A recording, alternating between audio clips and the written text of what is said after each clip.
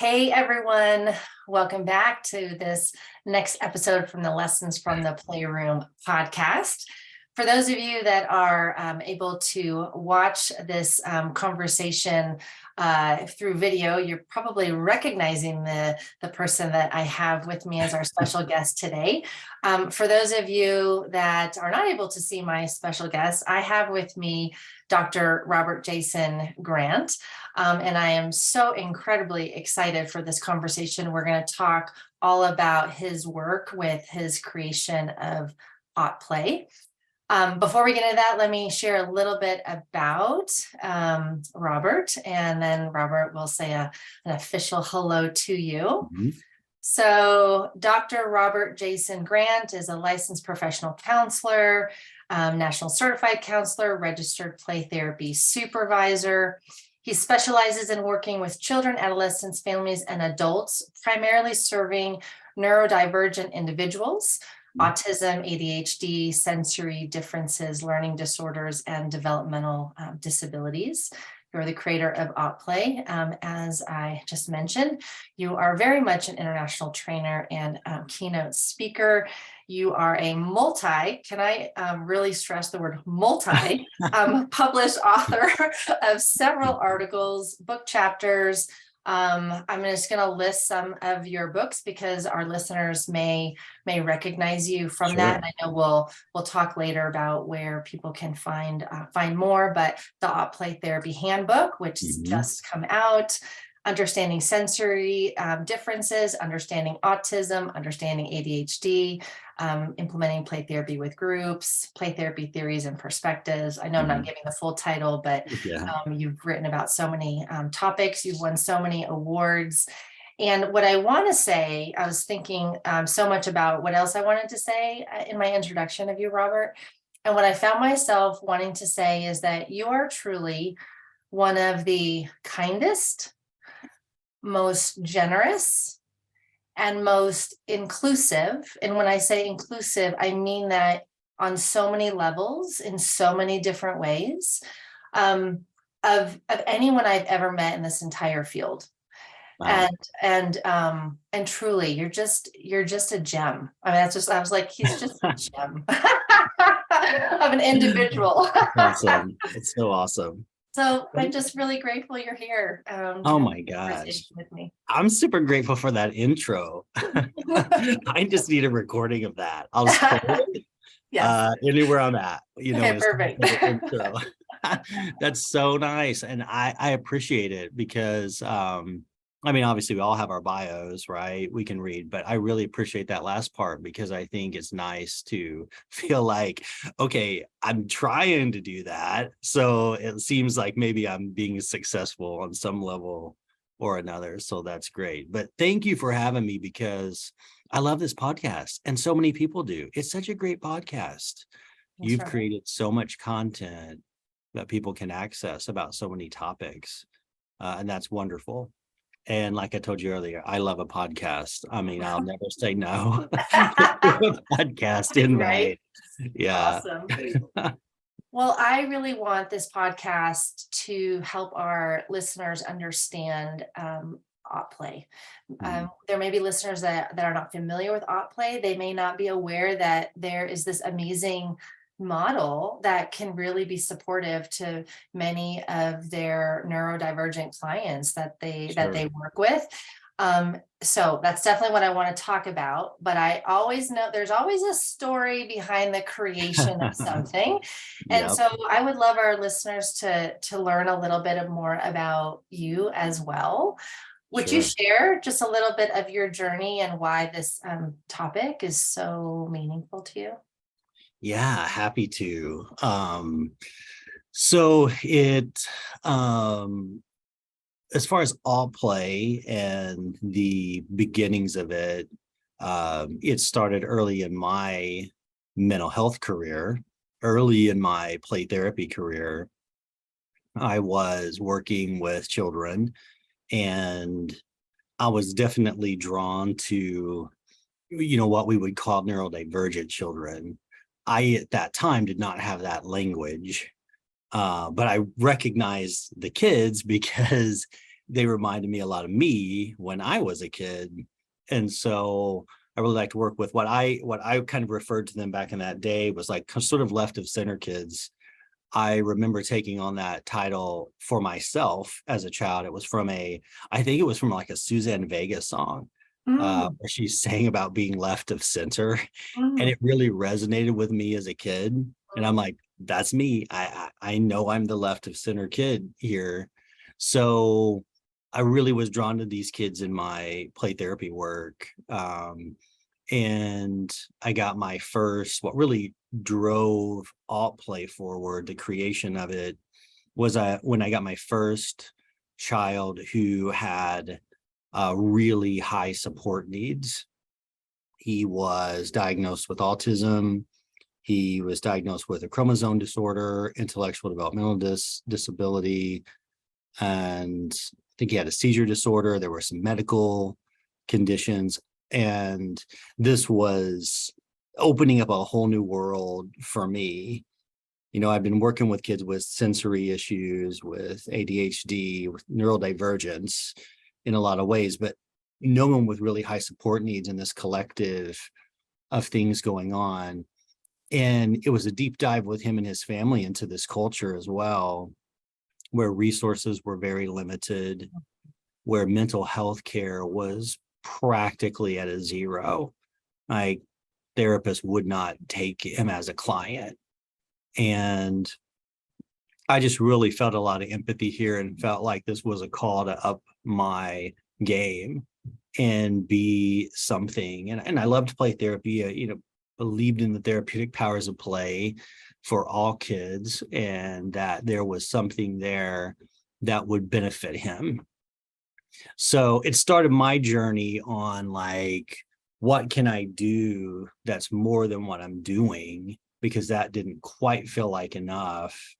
And that was the beginnings of a lot of research, reflection, learning, and putting together what eventually would be the AutPlay Therapy framework.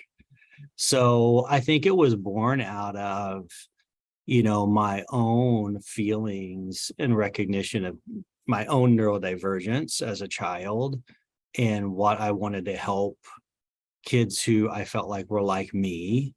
Often reflected on what would have been like if I'd had like an affirming play therapist. I didn't, but what would that have been like? How could that have been helpful? And then also just honestly, kind of like my social justice background, I felt just sort of a need of like, these kids deserve better than what they're getting. And what they're getting, I just didn't really appreciate very much. And so I think the combination of those two things were really what got me and AutPlay where it's at today. Mm, mm. I'm feeling a lot of appreciation for your client that Yes.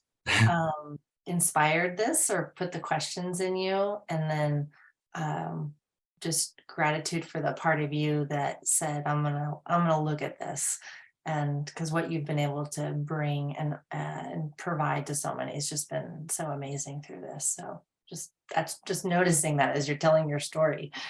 Um, Robert, one of the things that you've been talking a lot about lately, which I have been noticing and tracking because I think it's so important, is so before we even get into AutPlay, you're talking a lot and trying to educate people on even what the word neurodivergent even means, Right. because there's so much confusion even in languaging and Mhm. how people are identified. Can we like just take a couple of minutes and will you educate us on that before we get into what the outplay model actually is? Yeah, love to, because actually that's a big part of learning about AutPlay is, always kind of describe it as, the framework of a home or building, and that concrete foundation is the neurodiversity paradigm. So it's a big part of what, people will learn about if they dive into AutPlay and read about it or take the trainings. And it really starts there with the term, the neurodiversity paradigm, which basically is a paradigm that has these basic beliefs that neurodiversity exists, that is a form of diversity. And we need to understand that, get that we are not all the same brain and we are not all the same systems. And it is okay that we are not. And this diversity does exist. So underneath sort of these, this neurodiversity term, there's a couple of popular terms, neurodivergent, neurotypical, that get used a lot. And really to understand one is to understand the other. So neurotypical is a social construct, and it's basically whatever the society culture you're in has sort of just agreed or understood or been conditioned to think is the way a person should look, talk, process, respond, navigate socially. This is like our list of what that looks like if it's right, quote unquote. And then if you are neurodivergent, you diverge from that.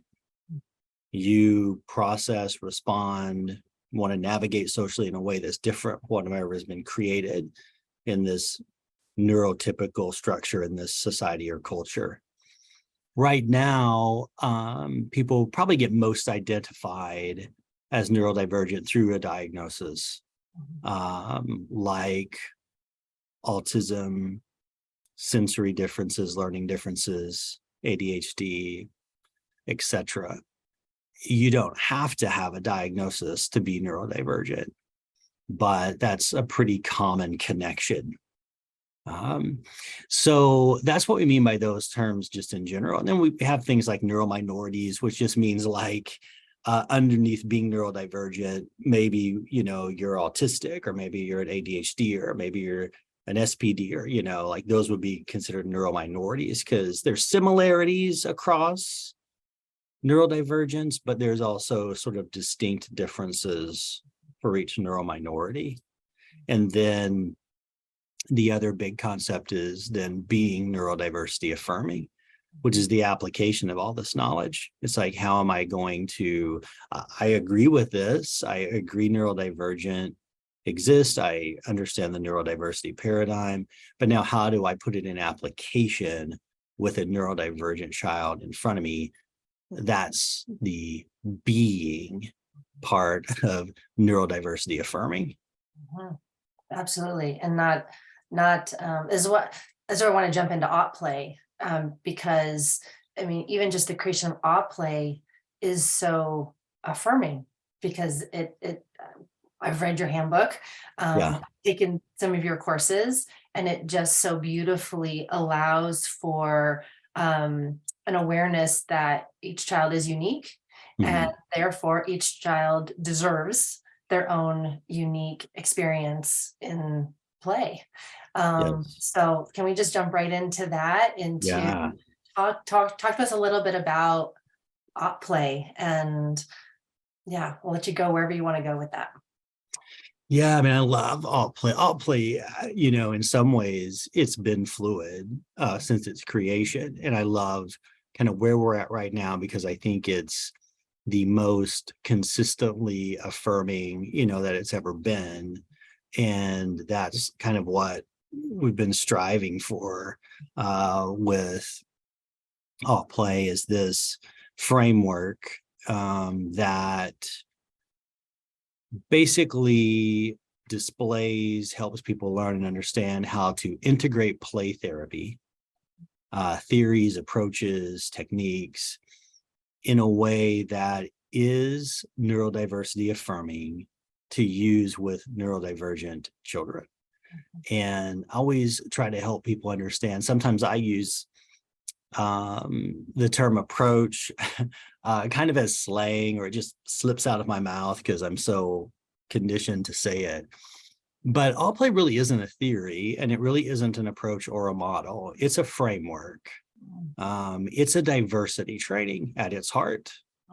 So it's about really understanding how to take what you know of play theory and what you've learned play therapy, different theories, whatever fits you, and integrate and work with addressing the mental health needs of this neurodivergent child in front of you, but making sure that it always rests on that neurodiversity affirming practices and principles. Mm, mm. Will you give an example? Yeah. Let me think of one that I can give, and that won't take a long time. So when kids first come in to AutPlay, and we do try to work with families and parents as much as we can, if we can work with them. So when a child comes in, the first thing that we do, and there are 3 phases of the AutPlay framework. The first phase being the intake and assessment phase. And assessment meaning just getting to know the child, who they are, who is this neurodivergent child in front of you, understanding them, being aware of their strengths along with their needs, etc. So the first thing that we're going to do is really try to get to know this neurodivergent child, how their spectrum of presentation exists, from strengths they have to special interests, to their play preferences, to any mental health issues they have, which might include anxiety, depression, trauma, to how they prefer to communicate. Are they verbal, nonverbal? Do they use a device? Would they rather gesture? Do they want to use their words and speak in some kind of verbal way? Do they have any sensory differences? We're really looking at this whole spectrum of presentation and putting together, okay, I kind of know who this neurodivergent child is in front of me. And then we always take that information and move into what we put together as therapy goals or a therapy plan, because we want whatever we put together to make sure it stays affirming of the person that we've just discovered, right? So we are not going to create therapy goals and a therapy plan that is trying to devalue their identity or change who they are as a neurodivergent child. We're going to put therapy goals together that may be addressing anxiety, that may be addressing trauma, but as we address that, we're always staying affirming of this child and their identity. And that's kind of what people learn how to do, the how, I guess, of that in AutPlay. And that carries on until we terminate, with the child. Is we always make sure that we're staying in that mode of operating. We want to help address the needs of the child, and the mental health needs can be very similar to mental health needs that any child comes into play therapy with. The key difference with AutPlay is that we do understand that neurodivergence is an identity, and we respect that, and we honor that. And so as we're working on the mental health needs, we are thinking about our process and making sure that everything from the way our playroom is set up, to the language we use with the child, to the way we communicate a goal to the child, to actually the pieces in a specific play therapy technique, that it always stays affirming and it doesn't turn into an ableist process. Mm-hmm. Yeah. So for someone listening, where maybe this is a new consideration, or they're just like, oh, what would this look like? I'm imagining, for example, a child who has a preference to not speak, and something like, and not expecting the child to ever say a word in the process, but but finding a way to be with them and create play experiences that allow them to be who they are, and they can speak if they want, and if they don't want to speak, that's okay too. Would that be an example, just as listeners are That's listening a to? great affirming example. However this child prefers to communicate, we're going to provide space for that instead of labeling that as wrong and then trying to make them look or be the way that we think is the right way, right? That's what history has gotten wrong with neurodivergent people, and we don't want to continue to perpetuate that. Could also be a play preference, right? I mean, I'm very comfortable with the play that the neurodivergent child wants to do that means something to them.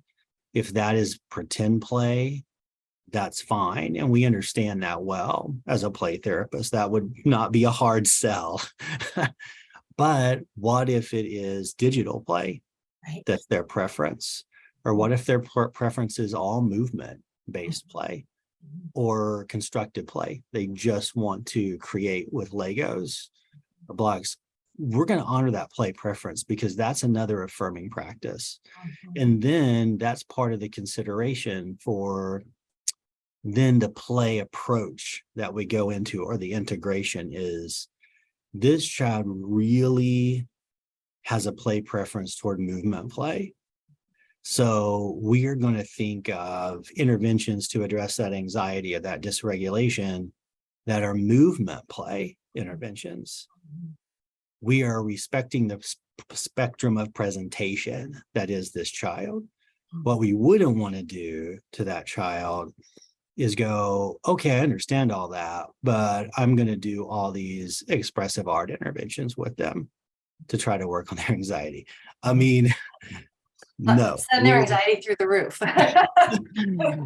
Or at least, or even just, the most minimal, not be as effective as working out of their play preferences, right? Totally.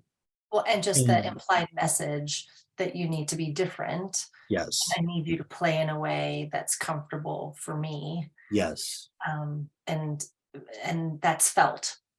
Right. The child feels that. Yeah. Yes, they absolutely do. And we're in a time where neurodiversity awareness, acceptance, implementation is growing in our culture in the US, which is wonderful. But by far, most of my clients come in to see me and are not going out into their environments experiencing affirming processes. So not only would they be hearing that message in there with us, that's what they're hearing all the time, is the way you think, what you desire, what feels right to you is wrong. And I over here have decided I know what's best for you to think, do, feel, and consider the right way. I get that message a lot. So for sure, let's be play therapists who counter that. So we know at least there's one space this child walks into where they can start to feel good about who they are. So beautiful. Yeah. Yeah. A question as you're speaking came up that I actually don't know the answer to, which is, does in AutPlay, in the full training, is there education that gets extended to the play therapist on how to then support the teachers and the educators in the process, or how is that taken into consideration? And I'm saying that just because you and I both know that, I mean, you just said it, right? We might be able to offer an affirming experience for the child in the playroom, but they may be spending 8 hours at school in the day, hearing messages that they don't fit in, or they need to perform or do something different in the classroom. How is that addressed from an AutPlay lens? Yeah, I'm glad you asked, because I think there are a lot of educators and teachers who are very interested in being affirming. They're very interested in utilizing therapeutic powers of play in their classrooms, in their work, in the schools. So we get calls about this actually from them and emails. So we're actually currently working on like a handbook Mm. to really address more specifically how to implement things in a school or education setting. That's exciting. Right now, educators can take the training. There's a non-mental health version of the training, and they can take that, and it does apply a little bit more to them and people who are not licensed mental health professionals. But we're trying to make that even a little bit more resource driven and helpful for that population, because there's a huge need there. Like you just said, that's where kids spend so much of their time, and there's such a need for that environment to understand these principles. Huge. It would be huge if just suddenly we woke up tomorrow and our education system was full on implementing neurodiversity affirming practices. Mhm. I mean, there would probably be a lot of kids I wouldn't see anymore, honestly. And I say that with all due respect, because my wife is an educator, a teacher. I know how hard of a job that is, and I know that there are a lot of wonderful teachers out there trying to do their best. But I will say that is probably the most challenging environment for a neurodivergent child, and one of the most stress and anxiety producing, sometimes even trauma producing. And it is really the results of that, and the accumulative results of that is what actually gets a lot of people to my office, because they are really now struggling in a lot of ways. So thanks for asking. We're working on making that better. It's That's definitely so great. Yeah, that it's accessible now, but yeah, we want to do more. Yeah, I was just so curious. You were talking about that, and so that's super cool to hear that there's something in the works. But what I Yes. also heard you say was that teachers and educators, that there is a version that's already Yeah. available. So there is a resource as you're creating more Yes. resources and all of that. So this is where my mind is going now in our Uh-huh. conversation, because we're talking about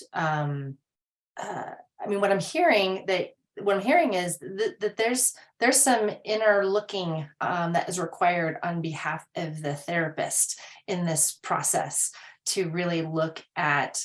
You haven't said this, so please correct me if I'm wrong, but this is what I'm sensing, that I may need to do some real look about my own biases and my beliefs and my own expectations and my own processes when I even think about stepping into, being more affirming. Yeah. Will you speak to that? Because I imagine that that's a big piece of the Mhm. work. Will you speak to that a little bit? Yeah, it's so cool that you bring that up, and we did not talk about this ahead of time. Mhm. It's so cool that you bring that up, because I do bring this up sometimes in trainings. I love play therapy interventions. I love playroom setup. I love resources. As a neurodivergent person myself, there was a time in my life where strategies and tips and tools were very useful to me. But absolutely, they will always fall short if you cannot affirm the identity first of the neurodivergent child. And that does require some self-examination and awareness of where we may have some of our own ableist ideas. And then those come out of us, and maybe even just in subtle ways that we're not even recognizing, right? And we also have to keep in mind that, I guess, up until what I would call the current version of AutPlay, if you will, and it's a framework, even not a theory. We don't have a play therapy or mental health theory that was created for neurodivergent children with affirming principles in mind. Play therapy in general, I would say, is affirming of children, does a really good job of that. But you got to take it a step further to be affirming of neurodivergent children, because ableist practices and ideas I see as very well conditioned. So you might not even know that there's something there that is coming out of you and onto the child, or that is in one of your favorite play therapy theories or techniques. So absolutely, that's step number one, is really that self-examination. Why do I think this should be a goal for this child? And where is that thought coming from inside of me? Where did that originate? And is it inherently true? I think it's just really stopping and questioning instead of just kind of going with maybe what you've always thought. It's questioning, where did you learn that and why do you think that way? And then if you know what neurodiversity is, does it match up to that? When you hold it up to that scrutiny, does it pass the neurodiversity affirming test or not? Right. So I appreciate you asking that, because I think that is an important work. And it's something that very much goes along with learning about theories and techniques and approaches of play therapy, because you're there in that room implementing those things. Exactly. So who you are and what you're communicating to that child is going to be huge. I have this phrase I say, it's my favorite quote of myself. I love To this. say. It's my favorite quote of myself. And now I have to paraphrase it. Can't remember it exactly, but it basically goes, a neurodivergent child is going to be a neurodivergent person their whole life. What they think about being neurodivergent is going to have a considerable effect on their mental health. Yeah. So in AutPlay, there's always a serious look at whatever else we're working on, and it could be a whole host of mental health needs. Whatever else we're working on, we're probably always going to have some therapy goals around empowerment, understanding identity, and also advocacy. Because again, this person's always going to be neurodivergent. What they think about themselves as a neurodivergent person is going to have a massive effect on their mental health. Huge. Yeah. Robert, this is a beautiful conversation. My guess is that there are listeners that are feeling inspired to go learn more. Will you direct them? Where do you want them to go check you out? Definitely. Probably the go-to source is the AutPlay website, which is AutPlayTherapy.com. There, all the trainings are there that people can access, from in-person ones that maybe we're traveling around doing, supervision, consultation, home study courses are all on the website, plus just free materials and resources that can be used for AutPlay, including some free trainings that are there. And then there's a little store page that will direct people to where they can purchase the AutPlay books and the other books that you mentioned. The new book, the AutPlay Therapy Handbook, is a really thorough volume of really explaining like everything that we were talking about today and more.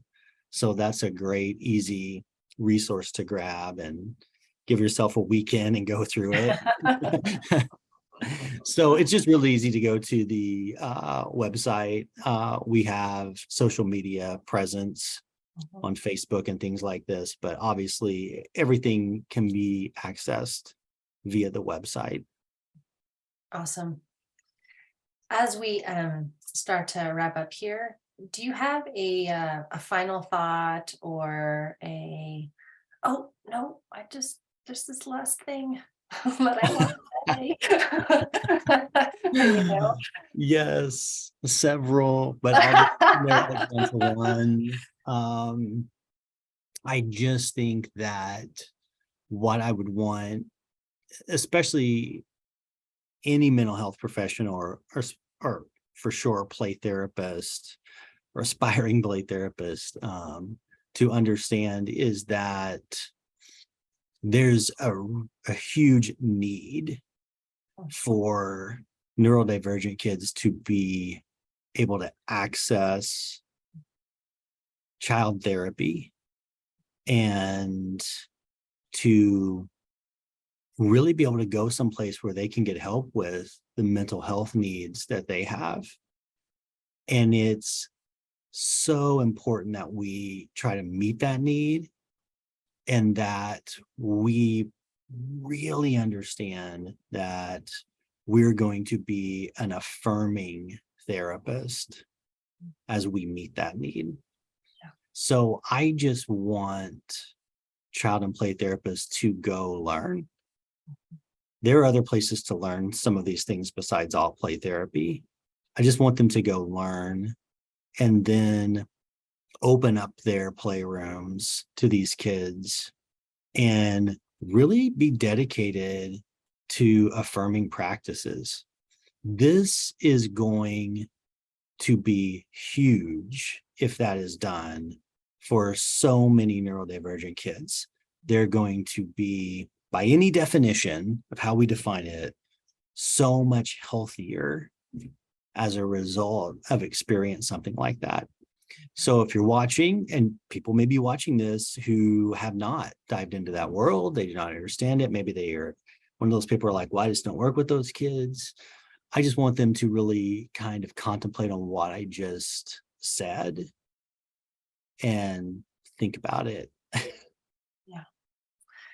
Robert, I have had the thought many times that no matter what foundational training someone has in play therapy, I mean, whatever the theory is, I have had the thought many times that AutPlay should be an added on requirement for someone's play therapy training, because it's just a significant piece of the whole ability to be able to be of service to kids. So That's awesome. yeah, Thanks, yeah. Lisa.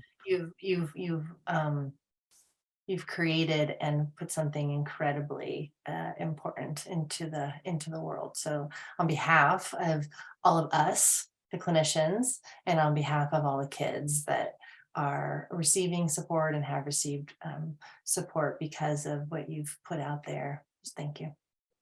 Well, thank you. I appreciate that. Yeah. Yeah.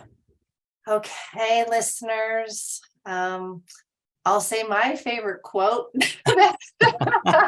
Your own favorite quote of yourself. My own Yes. favorite quote that I end every podcast with, which is you're the most important toy in the playroom. So take care of yourselves, everyone. Awesome. Until next time.